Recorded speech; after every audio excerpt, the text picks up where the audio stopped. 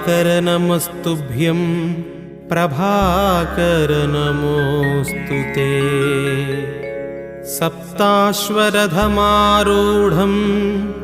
प्रचण्डं कश्यपात्मजं श्वेतपद्मधरं देवं तं सूर्यं प्रणमाम्यहम्। लोहितं रथमारूढं सर्वलोकपितामहं महापापहरं देवं तं सूर्यं प्रणमाम्यहम्।